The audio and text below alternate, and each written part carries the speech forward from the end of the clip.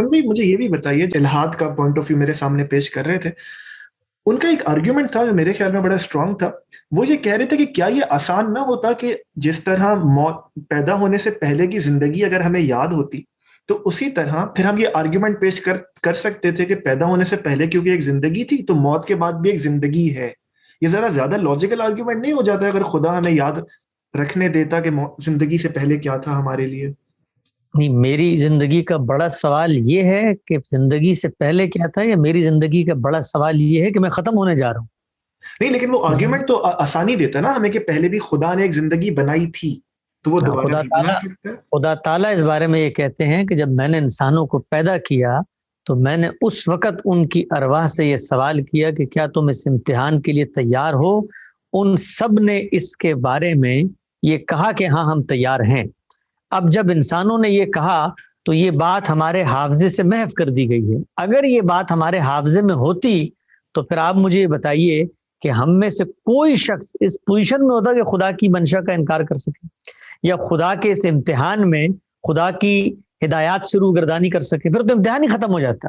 اس لیے کہ حقیقت ہمارے سامنے کھول کے رکھ دی گئی. لیکن میں آگے بڑھ کے یہ کہتا ہوں کہ کسی شخص کو اس سوال کا جواب نہیں مل رہا، یا اس کو یہ لگتا ہے کہ یہ دنیا میں اس کو جو بھیجا گیا ہے وہ بغیر پوچھے بھیجا گیا ہے، یا اس کے علم میں نہیں ہے کہ خالق کی اسکیم کیا تھی، تو دنیا سے رخصت ہونے کا ایگزٹ پلان موجود ہے. وہ خاموشی سے اپنی رگے جان کاٹے، خودکشی کرے اور دنیا کے اسٹیج سے الگ ہو جائے. کیوں نہیں ہوتا انسان؟ اس لیے نہیں ہوتا کہ انسان یہاں رہنا چاہتا ہے، انسان آمادہ ہے اس امتحان کے لیے، انسان یہاں شادیاں کرتا ہے، انسان یہاں بچے پیدا کرتا ہے. یہ جو انسان آگے نسل پیدا کر رہا ہوتا ہے تو یہ ان بچوں کو پیدا کرنے سے پہلے ان کو بتاتا ہے کہ میں تمہیں اس مقصد سے دنیا میں لا رہا ہوں. چلے خدا نے تو نہیں بتایا مجھے، خدا نے اگرچہ مجھے بتایا، اور میرا شعور، میرا وجود، میرا عمل اس کی گواہی دیتا ہے کہ خدا کی بات بالکل درست ہے کہ میں آمادہ ہوں اس امتحان کے لیے، میں یہاں رہنا چاہتا ہوں. آپ کسی 90 سال کے بوڑھے سے پوچھئے کہ مرنا چاہتا ہے، وہ کہے گا نہیں میں جینا چاہتا ہوں. اس کی کیا وجہ ہے؟ اس کی وجہ یہ ہے کہ وہ دنیا کی اس زندگی میں اس امتحان میں شریک ہونے پہ راضی ہے. اگر کوئی شخص راضی نہیں ہے تو وہ دنیا کا اسٹیج چھوڑ دے. کیوں نہیں چھوڑتا؟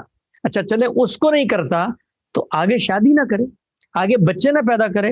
100 سال کی عمر ہے اس دنیا کی، 100 سال میں دنیا کے اسٹیج سے سب لوگ ختم ہو جائیں گے، معاملہ ختم. خدا نے تو ہمیں پہلے نہیں بتایا تھا، تو اب ہم اپنی زندگی سے جیتے ہیں، لیکن ہم اپنے عمل سے اس کی تکذیب کرتے ہیں کہ ہم اس دنیا میں جینا چاہتے ہیں، ہم نسل بڑھانا چاہتے ہیں، ہم اپنا نام چاہتے ہیں، اس لیے کہ ہم اس دنیا کے امتحان میں پورے شعور کے ساتھ کھڑے ہیں، شریک ہیں. اگر خدا کی بات ہمیں سمجھ میں نہیں آتی تو پھر چھوڑیے دنیا کو اور جائیے دنیا سے. کیوں کھڑے ہیں دنیا میں؟ حسن بھائی چند آخری سوالات. موت کے بعد سزا، زندگی، احتساب، یہ کانسٹنٹ پریشر میں اور کانسٹنٹ خوف میں انسان کو مبتلا کر کے نہیں رکھتا؟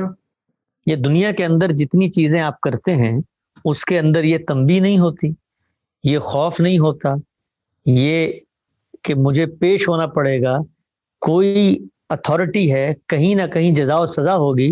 دنیا کا پورا نظم، پورا کا پورا کارخانہ اس کے اوپر چل رہا ہے. یعنی بچہ پیدا ہوتا ہے تو اس وقت سے لے کر رخصت ہونے تک پوری کائنات میں جو نظام انسان بناتا ہے وہ سب کا سب اسی پر کھڑا ہوا ہے. یہ ملکوں کے قوانین کیا ہیں، یہ آپ کے ہاں تعزیراتی قوانین کیا ہیں، یہ سڑک پہ گاڑی چلاتے ہوئے جرمانے کے قوانین کیا ہیں، یہ ملاوٹ کرنے کے قوانین کیا ہیں، یہ سب کے سب کیا ہیں. آپ انسان کو یہ بتاتے ہیں کہ بھائی اگر تم یہ کام نہیں کرو گے تو اس کا کوئی نتیجہ مرتب ہوگا. تو یہ آپ کیا کر رہے ہوتے ہیں؟ آپ یہ پیغام دے رہے ہوتے ہیں کہ یہ دنیا رام کی لیلا نہیں ہے، یہ رائی کا گلہ نہیں ہے، یہ کیلنڈر کا کھیل نہیں ہے. یہاں کچھ چیزیں اصولوں کے تحت ہوتی ہیں. تو وہاں پر تو یہ کوئی سوال پیدا نہیں ہوتا. یہ سوال دین کے بارے میں کیوں پیدا ہوتا ہے؟ دین آپ کو خوف دلا کے خدا کی طرف نہیں لاتا، دین آپ کو نتیجے سے آگاہ کر کے اور اس کی جو اہمیت ہے اس کو اجاگر کر کے آپ کو متنبع کرتا ہے کہ دیکھو یہ امتحان ہے، یہ مختصر وقت کا امتحان ہے، اس میں اگر تم نہیں کامیاب ہوگے تو یہ نتیجہ مرتب ہوگا. تو یہ دین آپ کے اندر سے شکر کے جذبات اٹھاتا ہے. دین کی پوری دعوت پازیٹیو دعوت ہے. دین تو کہیں یہ نہیں کہتا کہ خدا کو تم نے اس لیے ماننا ہے کہ نہیں مانا تو جہنم میں جلو گے. وہ تو کہتا ہے خدا رحمان ہے، خدا رحیم ہے، خدا حلیم ہے، اس نے تمہیں رزق دیا، تمہارے لیے رشتے بنائے. یہ دیکھو دنیا کے ہریاول سبزہ زار، یہ بل کھاتی ندیاں، یہ آفاق و انفس کے نظام، تمہارا اندرون، تمہارا باطن، تمہارے آبا کی تاریخ، یہ سب گواہی دیتی ہے کہ خالق ہے. اور خالق کتنا رحمان ہے، اس کی صفت خلاقیت کا یہ ظہور ہے کہ اس چھوٹے سے امتحان کے نتیجے میں تمہیں اپنی ابدی بادشاہت میں شریک کر رہا ہے. تو وہ تو رحیم ہے. اور اللہ خود کہتا ہے وَلَن يَرْضَى لِعِبَادِهِ الْكُفْرَ، میں راضی نہیں ہوں کہ بندے میرا انکار کریں. وہ تو محبت سے آپ کو بلا رہے ہیں. لیکن جو نہیں آ رہا تو اس کو بتایا جائے گا نا کہ جس رستے پہ آپ جا رہے ہیں آگے کھائی ہے، وہاں پہ بورڈ لگا ہوا ہے وارننگ کا، تنبیہ کا، تحذیر کا، ڈرانے کا. تو یہ خوف نتیجے کے بارے میں ہے کہ اگر آپ نے ایسا نہیں کیا تو پھر تم اس خوف سے اپنے آپ کو بے خوف نہ کرو کہ تم وہاں بچ جاؤ گے. یہ بات یاد رکھو کہ وہ قہار بھی ہے اور وہ جبار بھی ہے. وہ نتیجہ مرتب کر کے دکھائے گا. تم نے اگر ریپ کیا ہے، تم نے اگر ٹارگٹ کلنگ کی ہے، تم نے اگر جعلی دوائی بیچی ہے، تو یہ مت بھولو کہ اس سے تم نے انسانوں کو نقصان پہنچا دیا، تمہیں کوئی نہیں پکڑے گا. عالم کا پروردگار وہاں تمہارا منتظر ہے، تم سے پوچھے گا. بھائی آخری 3 سوالات، اسی آپ اپنے آرگیومنٹ کو ذرا فلپ کر کے دیکھیے کہ ایک دن انصاف ہونا ہے، ایک دن خدا کی عدالت لگے گی. غامدی صاحب اس کو اسی طرح بیان کرتے ہیں، خدا کی عدالت لگے گی اور جزا و سزا سب کو ملے گی. جس نے جو کیا ہے ذرا برابر بھی اسے اس کا انصاف ملے گا. یہ انسان کو ایک عجیب سی سعی لا حاصل میں مبتلا نہیں کر دیتی کہ اگر آپ، میں سوال ذرا لمبا کر رہا ہوں، میرے بھائی کو کوئی قتل کر تو میں ایک حد تک کوشش کروں گا، پھر میں خدا پہ چھوڑ دوں گا، چلو میں تمہیں قیامت کے دن دیکھوں گا. اگر یہ معاملہ نہ ہوتا تو شاید میں کچھ زیادہ محنت کرتا، اپنے تمام آپشنز ایکسرسائز کرتا کہ میں اپنا انصاف دنیا میں لے سکوں. تو یہ ایک صحیح لا حاصل میں انسان کو مبتلا نہیں کر دیتا. اگر خدا نے صرف اتنی ہی بات کی ہوتی کہ خدا کے فیصلے کے انتظار میں رہو تو بات آپ کی بالکل ٹھیک ہے. لیکن خدا نے تو ایسا نہیں کیا. خدا نے تو شریعت اتاری ہے، اس کے ساتھ انسانوں کو یہ بتایا ہے کہ جب تم نظم اجتماعی کا حصہ بنتے ہو تو اس کے قوانین کیا ہیں، جب تم ریاست کے حکمران بنتے ہو تو اس کے قوانین کیا ہیں. پھر شریعت نے وہ جرائم بتائے ہیں کہ جن کی سزائیں دنیا میں دین نے مقرر کر دی ہیں. تو اللہ تعالیٰ نے تو صرف یہ نہیں کہا کہ آپ آخرت پہ مجھ پہ بھروسہ کر کے بیٹھ جائیں اور دنیا میں جو چاہیں کریں. اس نے تو انبیاء کا ایک سلسلہ جاری فرمایا، اس نے پوری کی پوری الہامی کتابیں نازل کی، ان کتابوں میں قوانین دیے، ان میں شریعت دی. اس کا مقصد کیا ہے؟ اس کا مقصد یہی ہے کہ میں اپنے آپ کو پاکیزہ کروں، اور اگر کوئی شخص جرم کرتا ہے تو پھر اس کو سزا دی جائے گی. خدا کی سزائیں ہیں یہ، جن کے بارے میں ہم یہ کہتے ہیں کہ آخرت میں نتیجہ مرتب ہوگا، دنیا میں خدا سزائیں دیتا ہے. تو خدا کی سزاؤں کے بارے میں خود خدا نے ضابطہ بتا دیا ہے. میرے کسی بھائی کو کسی نے قتل کیا ہے تو اللہ نے بتایا کہ بھائی یہ جو ایک بندے کو مارتے ہو تو پوری انسانیت کا قتل کرتے ہو، اور اس کا بدلہ کیا ہے؟ اس بندے کو مارا جائے گا.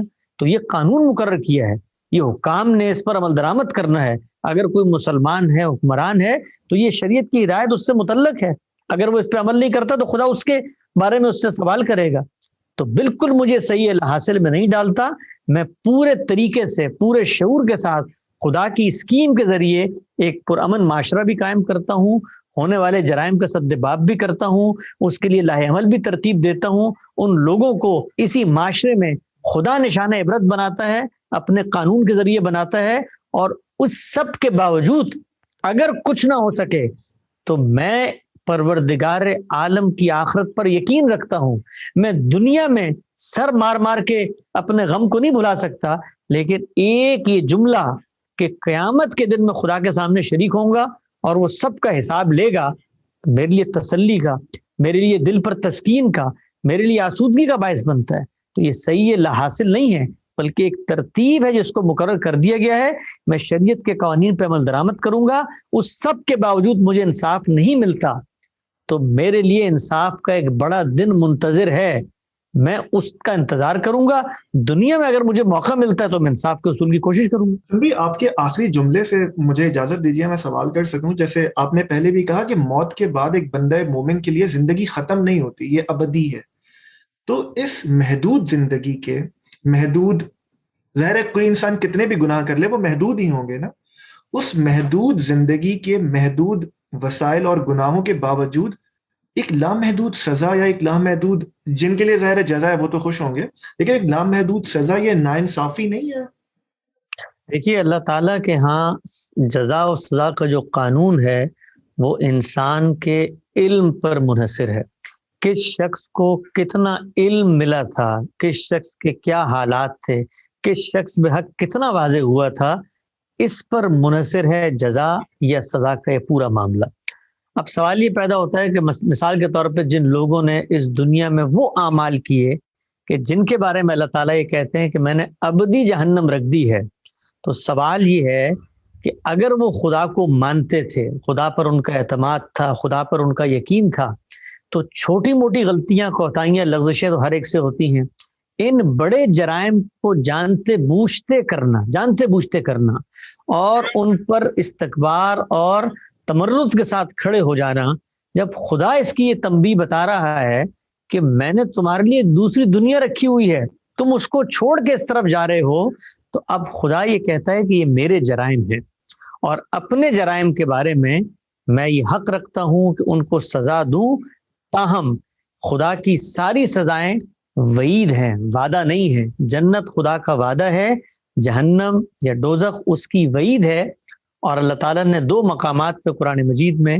یہ بتا دیا ہے کہ جب تک اللہ چاہے گا یہ وعید قائم رہے گی، الا ما شاء ربک۔ سورہ ہود کے اندر اللہ تعالیٰ نے بتا دیا ہے کہ جو لوگ جہنم میں جائیں گے اس میں ہمیشہ رہیں گے، الا ما شاء ربک، اور تیرا رب جو چاہتا ہے کر گزرتا ہے۔ اور ساتھ ہی بتایا جنت کے بارے میں تو کہا عطان غیر مجزوز کے وہ ہمیشگی کی دنیا ہے۔ تو خدا کی جو سزا ہے اس کے بارے میں وعید تو یہی ہے کہ وہ ہمیشہ ہوگی، لیکن یہ خدا کا اختیار ہے۔ یہ جو محدود زندگی میں کام کرنے کو ہمیں دیا گیا ہے وہ خدا کا کام ہے، وہ کوئی میرا آپ کا کام نہیں ہے، وہ جس نے مجھے تشکیل دے کے اس دنیا میں بھیجا ہے اس کا امتحان ہے۔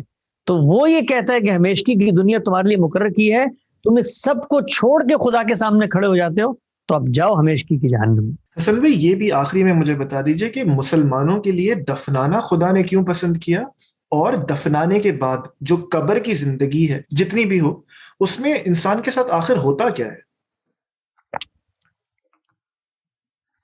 اللہ کی نظر میں انسانی جان کی حرمت ہے، انسان کی آپ جان نہیں لے سکتے، اس کا ایک تقدس ہے، اس کی ایک حرمت ہے، اس کا ایک الوف تصور ہے، بلند تصور ہے۔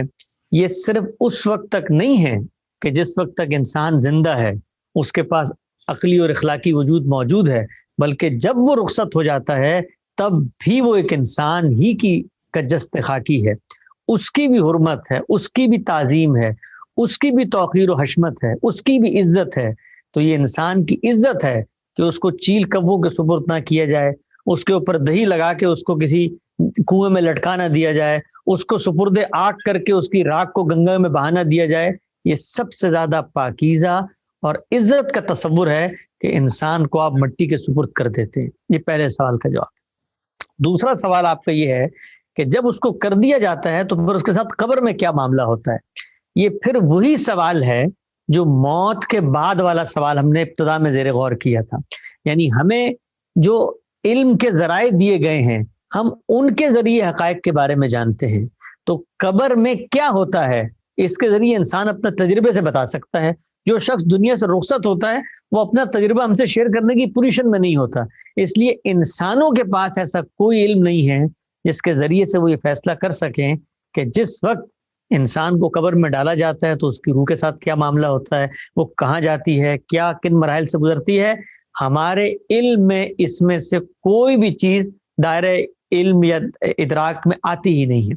اب سوال یہ پیدا ہوا کہ پھر کون بتائے گا؟ تو جواب ہے کہ خالق بتائے گا۔ خالق نے جتنی بات بتائی ہے اتنی ہی بات ہمیں اس بارے میں معلوم ہے۔ اس نے یہ بتا دیا ہے کہ 3 طرح کے لوگ ہوتے ہیں۔ پہلے وہ لوگ ہوتے ہیں جو انبیاء کے ساتھی ہیں، صدیقین ہیں، انبیاء کی مائیت میں کھڑے ہو کر خدا کی اس گرینڈ اسکیم کا حصہ بنتے ہیں جو دنیا میں قیامت تک رسولوں کی رسالت کی ایک حتمی حجت اور دلیل بنتی ہے۔ ان کو دنیا سے رخصت ہوتے ہی اللہ تعالیٰ کے رزق ملنا شروع ہو جاتا ہے، اللہ تعالیٰ کی عنایتیں ان پہ شروع ہو جاتی ہیں۔ اس کی نوعیت کیا ہوتی ہے، وہ کیسے ملتی ہیں، ہمارے علم میں نہیں ہے، یہ امور متشابہات میں سے، اس لیے کہ ہم اپنے معلوم علم پر قیاس کر کے چیزوں کو سمجھتے ہیں تو ہم جانتے نہیں ہیں کہ وہ دنیا کیا ہے۔ ہم تو مشاہدے کی دنیا کو جانتے ہیں، اپنے ہمارے 5 سینسز ہیں، اس سے ہم چھوتے کھاتے سونگتے بولتے ہیں تو ہمیں کچھ پتہ چل جاتا ہے، وہاں کا عالم تو ہمارے ادراک میں نہیں ہے۔ تو یہ وہ چیزیں ہیں کہ جن کو مثالوں سے بتایا جاتا ہے، جن کے بارے میں آپ کو تعارف کرایا جاتا ہے، لیکن آپ ان کی حقیقت نہیں جان سکتے، تو ان کو رزق ملتا ہے۔ یہ پہلا گروہ ہے۔ دوسرا گروہ بتایا کہ وہ متمردین، وہ استکبار اختیار کرنے والے، وہ خدا کے دشمن جیسے کہ فرعون تھے، جیسے کہ ابو لہب ہیں، یہ جب مرتے ہیں تو ان کو دنیا سے رخصت ہوتے ہی وہ جو عذاب ہے اس کا ٹریلر دکھانا شروع کر دیا جاتا ہے، اس پہ مبتلا کرنا شروع کر دیا جاتا ہے، گویا رخصتی کے بعد یہ سب کچھ ہو جاتا ہے۔ اور تیسرے عام لوگ ہیں جن کا معاملات جو ہیں وہ کچھ نیکیاں بھی ہوئیں، کچھ برائیاں بھی ہوئیں، کچھ اچھے کام بھی کیے، کچھ کوتاہیاں بھی ہوئیں، ان کو قیامت میں اللہ تعالیٰ اٹھائے گا، دوبارہ زندگی دے گا، اور پھر ان کا حساب و کتاب ہوگا، وہ قبر میں سلا دیے جاتے ہیں، اور قیامت میں اٹھا کے ان کو پھر امتحان میں نتیجہ سامنے لا کر دکھا دیا جاتا ہے۔